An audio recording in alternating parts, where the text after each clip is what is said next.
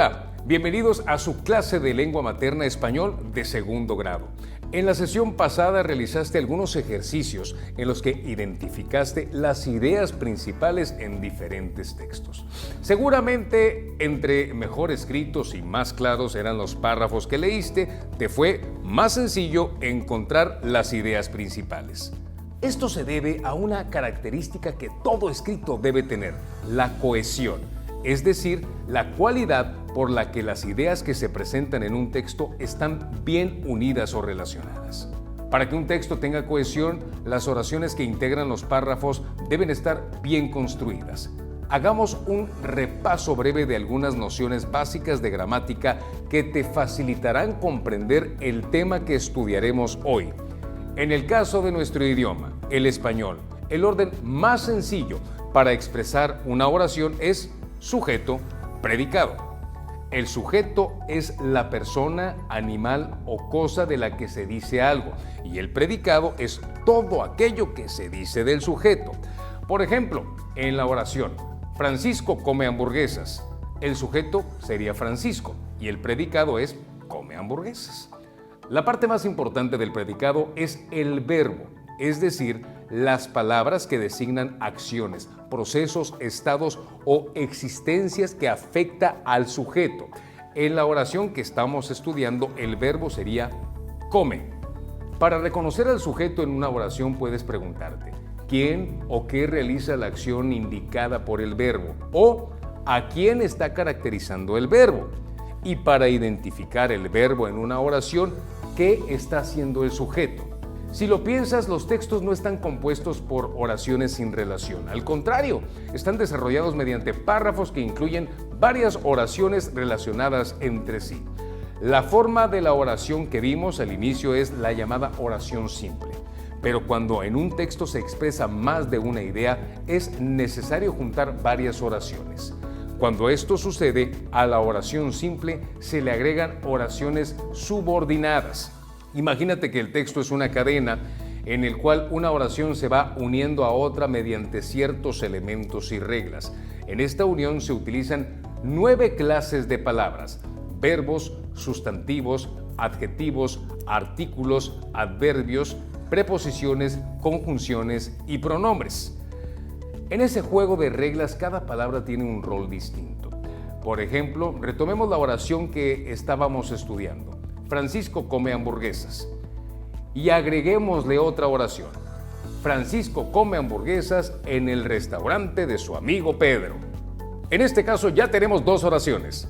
Francisco come hamburguesas, oración principal. En el restaurante de su amigo Pedro, oración subordinada. La diferencia entre una oración principal y una subordinada es que la principal no depende de ningún otro elemento, mientras que la subordinada sí. Si solo leyeras la oración en el restaurante de su amigo Pedro, tal vez pensarías que falta algo. ¿Qué sucede en el restaurante? ¿Quién es el amigo de Pedro? Pues junto a eso nos referimos cuando decimos que una oración subordinada depende de otra oración principal, pues si la leemos sola no tendría mucho sentido. Dentro de las diferentes clases de palabras que componen las oraciones, hay una que nos ayuda a que nuestros textos no se vuelvan repetitivos y tengan una mejor cohesión. Los pronombres. Los pronombres son las palabras que se utilizan para señalar o hacer referencia a sustantivos que ya han sido nombrados en la oración, es decir, que reemplazan al nombre o sustantivo. Aunque existen diversas categorías, por ahora solo estudiaremos 2.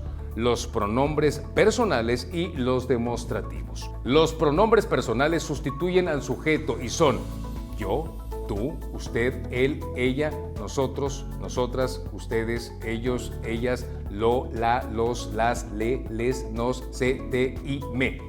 Por ejemplo, en la oración Rosa juntó los exámenes pues la maestra le pidió que se los entregara. El pronombre le está sustituyendo al nombre Rosa y los pronombres se los están sustituyendo al sustantivo exámenes. Los pronombres demostrativos son las palabras que, además de sustituir al nombre o sustantivo, indican una relación de cercanía o lejanía con respecto al sustantivo que sustituyen. Estos son este, estos, ese, esos, aquel, aquellos, esta, estas, esa, esas, aquella, aquellas, esto, estos, eso, esos, aquello, aquellos. Por ejemplo, en la oración, los zapatos del armario son viejos, estos son nuevos. El pronombre estos están sustituyendo al sustantivo zapatos, pero también están indicando que los zapatos nuevos están más cerca del sujeto.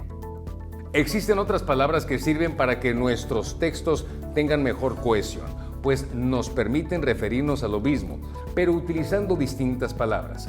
Los sinónimos. Los sinónimos son palabras que tienen significados iguales o muy parecidos, por lo que se pueden intercambiar sin modificar el sentido de lo que se está expresando. Algunos ejemplos de sinónimos son bonita, bella, contento, alegre, brincar, saltar, caminar, andar, rostro, cara. Además de abonar a que tu texto no sea repetitivo, el conocimiento de diferentes sinónimos aumentará tu léxico, es decir, el conjunto de palabras que comúnmente utilizas para comunicarte con las personas de tu entorno. Vamos a realizar un breve ejercicio para reforzar los temas que estudiamos. Redacta en tu cuaderno 5 ejemplos de oraciones subordinadas en los que utilices al menos un pronombre personal y uno demostrativo. Después, escribe en tu cuaderno los sinónimos de las siguientes palabras: lápiz, chamarra, cuaderno, escribir, carro, ampliar, motivo, fiel, embrujar, robar, elegir, revisar, enojarse. Ahora retomaremos otras habilidades que has desarrollado a lo largo de estas sesiones para realizar el siguiente ejercicio. Vas a escribir una autobiografía lectora. Para esto, realiza lo que se indica a continuación. Escribe en tu cuaderno estas preguntas. ¿Cuándo aprendí a leer? ¿Dónde aprendí a leer? ¿Con quién aprendí a leer? ¿Cómo aprendí a leer? ¿Cuándo leo? ¿Cuánto leo? ¿Dónde leo? ¿Con quién leo? ¿Qué leo? ¿Para qué leo? ¿Por qué leo? Me considero buen mal lector.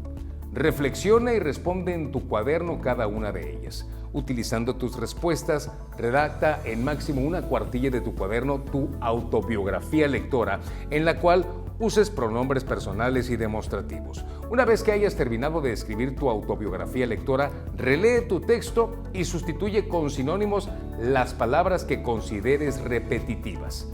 Con esta sesión hemos terminado de estudiar los temas necesarios para que sepas comparar dos textos que aborden un mismo tema. Esperamos que hayas aprendido mucho. En caso de que aún tengas algunas dudas, no olvides acercarte a tu profesor y pedirle bibliografía adicional para que estudies lo que consideres que necesitas reforzar. Nos vemos en la siguiente clase de tu materia Lengua Materna Español de segundo grado. Hasta la próxima.